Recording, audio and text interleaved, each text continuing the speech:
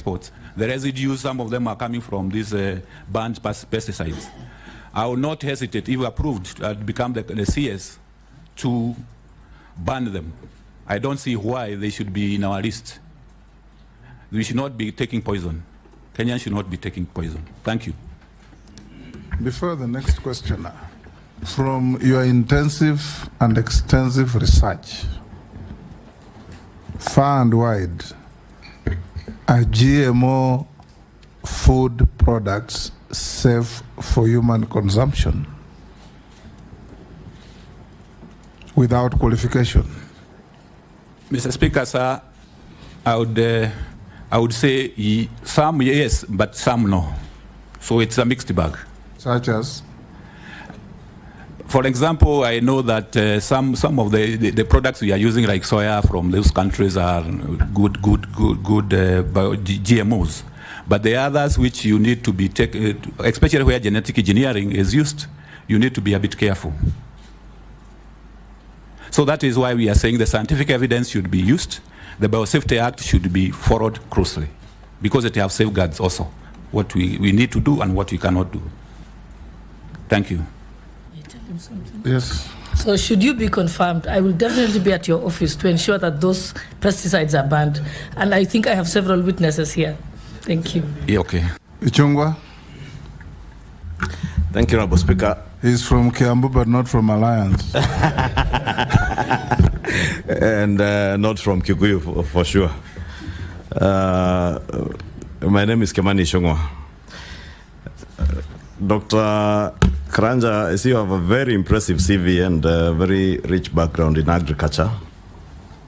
And you've spoken at length on your experience, even in the setup of when you were with the World Bank on AFA, the work you have done in the dairy sector, Coffee Research Foundation in Ruiru.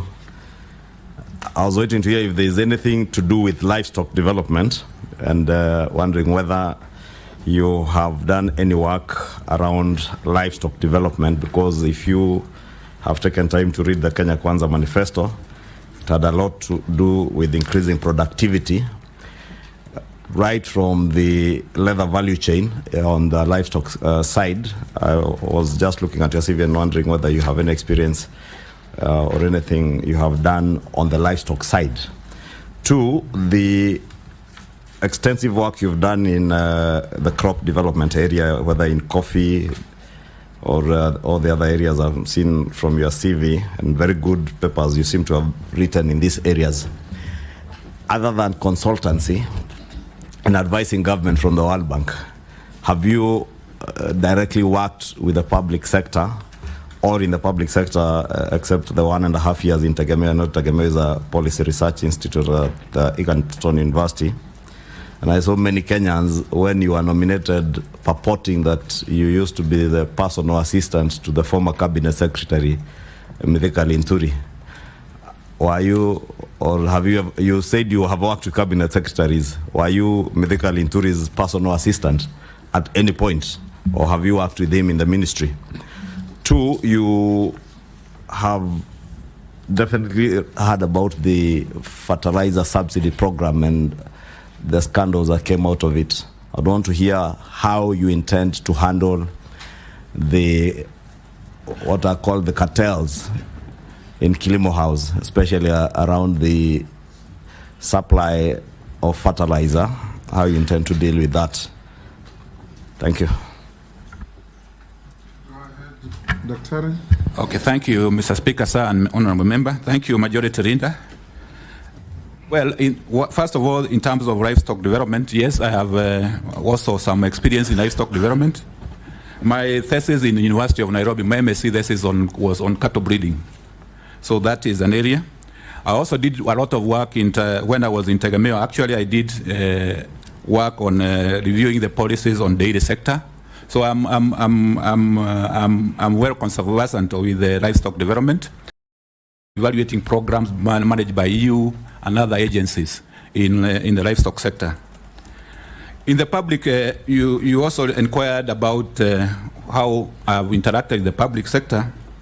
And I want to point out that I started, as I mentioned in the beginning, I started as an extension officer. So from the grassroots, I went all the way to become a planning officer, all the way to an economist in coffee research, and of late, as a member of the task force on coffee reform. So I have interacted in various ways with the public sector. And when I was in the World Bank, definitely I was interacting with the public sector, both at the higher level and the lower level in terms of operations. Being a PA, this one caught me off guard and surprisingly. For the record, Mr. Speaker, sir, and honorable members, I have never met the former honorable Minister for Agriculture. I have never been a PA.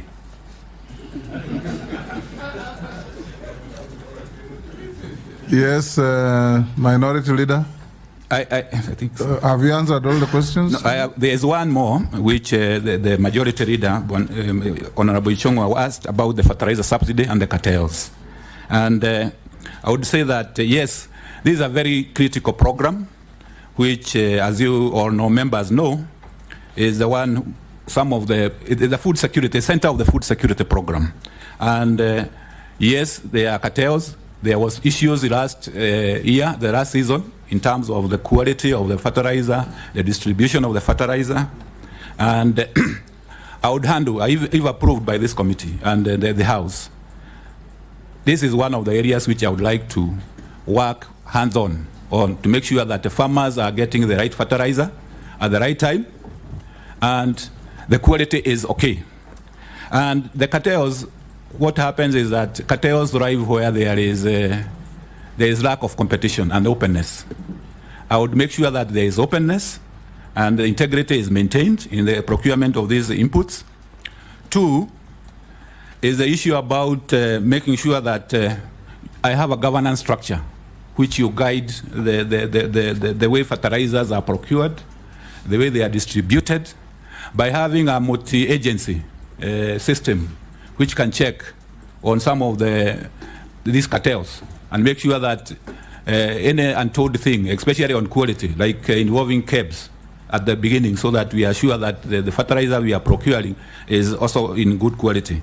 The other element is also to kind of remove the focus, too much focus on the central procurement. And this is what is being touted as you can go into what we call the voucher system, where the farmers can even go. Eventually, they can be able to procure the fertilizers from other agencies apart from NCPB. So there, the government doesn't have to procure. So you remove away the concentration too much in Kilimo House so that farmers are able to procure from agro dealers eventually. Thank you.